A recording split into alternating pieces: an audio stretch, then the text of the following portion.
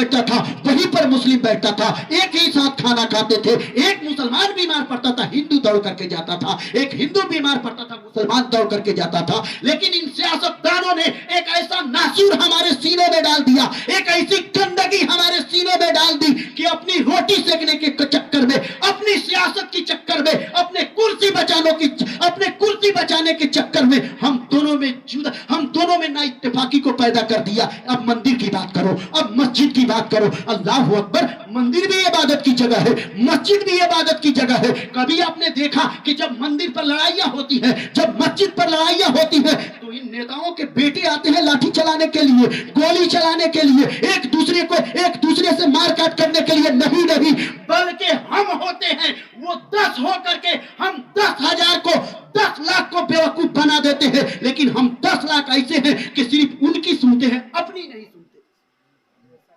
نہیں سنتے ہیں. میں یہی کہتا ہوں جس دھرم کا جو بھی ہو اپنے دھرم کی سنو نا, اپنے دھرم گرو کی بات سنو. جب اپنے دھرم گرو کی بات سنو گے اور تم جو ہے دیندار رہو گے, کوئی بھی دھرم نہیں کہتا کاٹ دو, کوئی بھی دھرم نہیں کہتا مار دو, کوئی بھی دھرم نہیں کہتا چوری کر لو, کوئی بھی دھرم یہ نہیں کہتا ہے فلانے کے اس کا گھر اجاڑ دو. سکھاتا ہے کیا؟ کوئی بھی دھرم نہیں سکھاتا ہے. انسانیت اگر آپ کے اندر ہے تو آپ انسان ہے.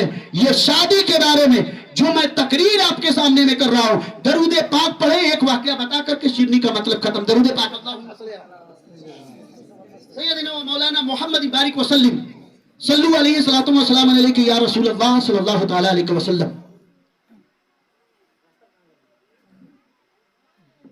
ہم اور آپ شادی کرتے ہیں, شادی میں بلا وجہ جو ہم خرافات کرتے ہیں اس کے اوپر کبھی توجہ ہم نے کیا, غور و فکر کیا؟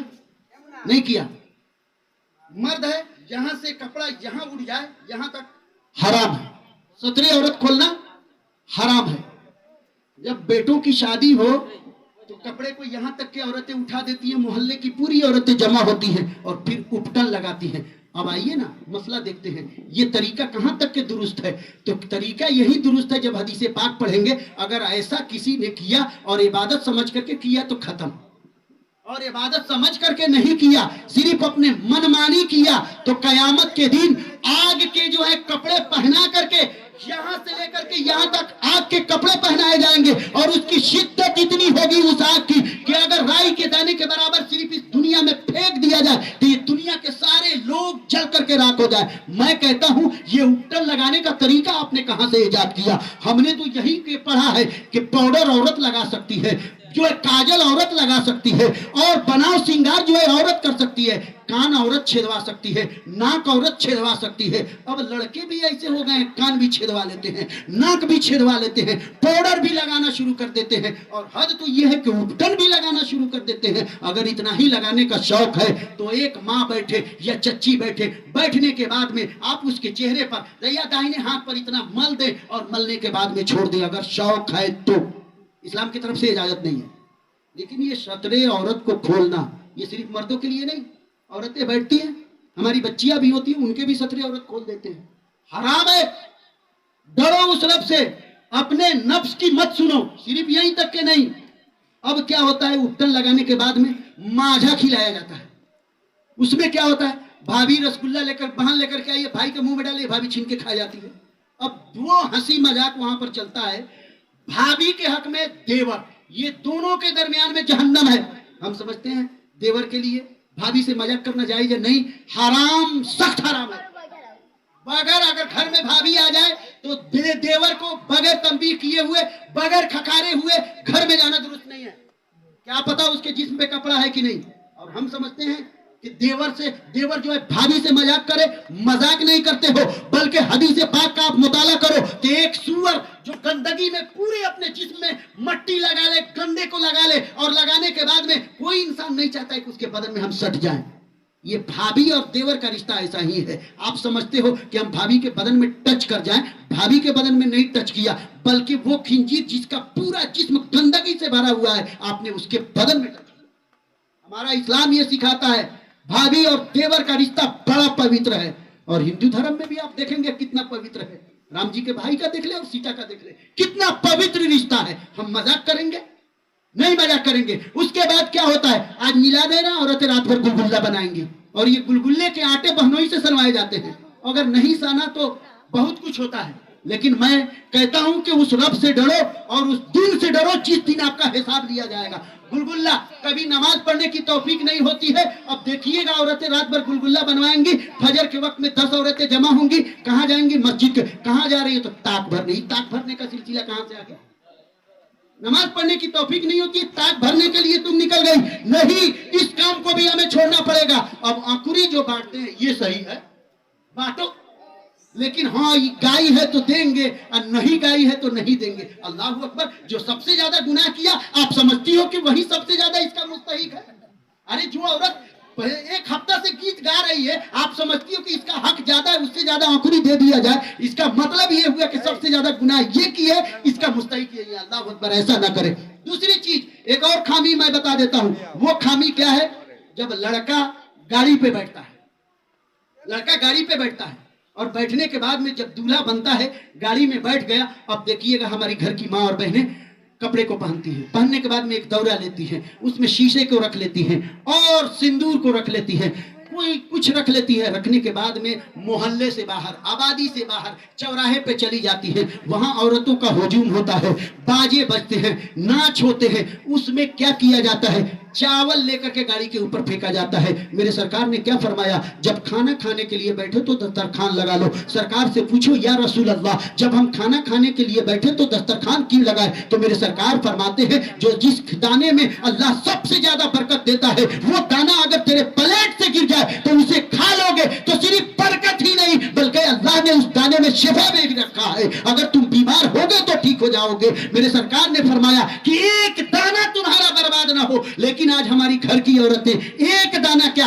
आधा आधा दौरा जो है गाड़ी पर छीट देती है। मैं पूछता हूं ये किस किताब में है? किस मौलवी ने बताया? किस आलिम ने बताया जो इस काम को अंजाम देती हो? बड़ी लीडर होकर के ये काम को अंजाम देती है। घर में भाई है, कोई रोक टोक नहीं। घर में ससुर है, कोई रोक टोक नहीं। घर में जो है भतीजा है, कोई रोक टोक नहीं। कोई खोजने को तैयार नहीं है, कोई पूछने को तैयार नहीं है। अब क्या होता है?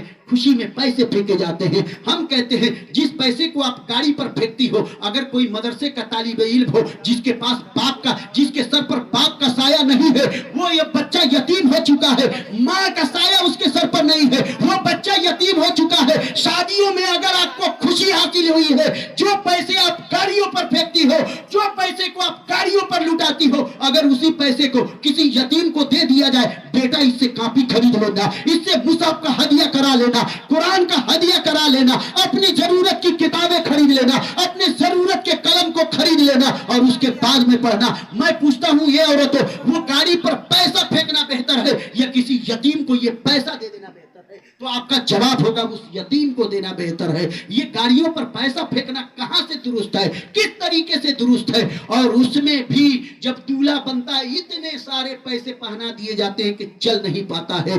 आप रियाकारी करते हैं, नुमाइश करते हैं। ये पैसा पहनना भी जायज नहीं है। कोई मौलवी आपको नहीं बताएगा कि दूल्हे को जो है 50 रुपए का पूरा नोट पहना करके इतना भारी कर दो कि एक सहले की गर्मी अलग हो, पैसे की गर्मी अलग हो, कपड़े की गर्मी अलग हो, और जब वो शादी कराने के लिए जा रहा है तो खुशी के माहौल में उसे परेशानी हो जाए। नहीं नहीं, मेरे कौम में मिल्लत के नौजवान हो, तकरीरें आप बारहा सुनते हैं। मैं आज की तकरीर में बस इतना कहूंगा कि इन खुराफात को बंद किया जाए, इन बुराइयों पर पाबंदी आयद की जाए। और मैं तो कहता हूं हम तमाम उलमा को इस बात पर तहैया कर लेना चाहिए कि जिसके घर शादी हो और नाच बाजे का इंतजाम हो, उलमा को ना निकाह पढ़ाने जाना चाहिए, ना मिलाद पढ़ने जाना चाहिए। और अल्हम्दुलिल्लाह हमने अब ये अहद कर लिया है, इसके बाद से जो नाच बाजे कि महफिल जिसके दरवाजे पर हो या ऐसा करते हैं, अगर मेरे इल्म में आया कि हाँ ये नाच बाजे रखे हैं, आप लाख कुछ कीजिएगा, हम आपके यहाँ नहीं आएंगे। आपके यहाँ नहीं आएंगे तो हम गरीब नहीं हो जाएंगे। आप ऐसे मौलवी का तलाश करना जो आप नाच महफिल कि महफिल आपके दरवाजे पर हो और वो मिलाद कर दे। मेरे जैसा मौलवी नहीं करेगा।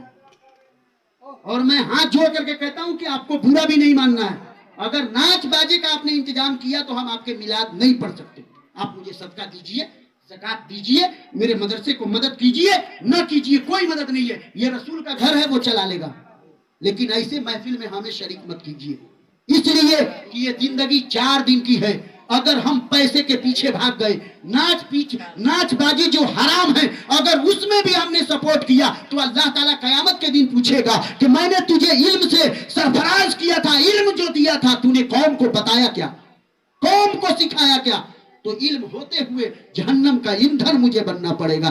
लिहाजा इस नाच बाजी में जो पैसे खर्च होते हैं, अगर मदरसे की इमारत में बनाने में खर्च हो जाए तो हमारे बच्चे, हमारी बच्चियां तालीम के लिए उनका बेहतरीन मरकज बन जाए और वो बेहतर से बेहतर तालीम हासिल करे। लेकिन वाह रे शौक, शैतान तो यही कहता है, मरते वक्त में कहता है प्यास लगती है, मुझे खुदा कह दो मैं पानी दे दूंगा। अब ईमान कमजोर है, कह देता है खुदा, अब पानी का प्याला जोर से उसके मुंह पर मारता है और कहता है कि जा मेरा काम हो गया। अब वो प्यासा इंसान कहता है मेरे जिस्म से रूह निकल रही है और तूने पानी का प्याला फेंक दिया जबकि मेरे हल्क सूख रहे हैं। अल्लाह अकबर। शैतान कहता है तू मरदूद है मेरी तरह, अब तो तू मेरी गुरोह में शामिल हो गया, तेरा खात्मा अब ईमान पर नहीं होगा, तूने मुझे खुदा मान लिया है। ए मेरे कौम में मिल्लत के नौजवानों, शैतान हमा वक्त यही चाहता है कि आप ऐसे काम को करो जिससे उससे खुशी हो। लेकिन अगर आप नबी से मोहब्बत करते हो, अपने सरकार से मोहब्बत करते हो, अपने नबी से अकीदत रखते हो, तो तुम उस काम को अंजाम दो और उस काम को करो जिससे मेरे सरकार को खुशी हासिल हो। ये किस्सा लतीफ अभी ना तमाम था, जो कुछ बया हुआ आगाज बाप था। खूब की सैर चमन फूल चुनी शाद रहे, बाग बाग जाता हूं मैं, गुलशन तेरा आबाद रहे। वमा अलैना इल्लल बलाग। अस्सलामु अलैकुम व रहमतुल्लाह।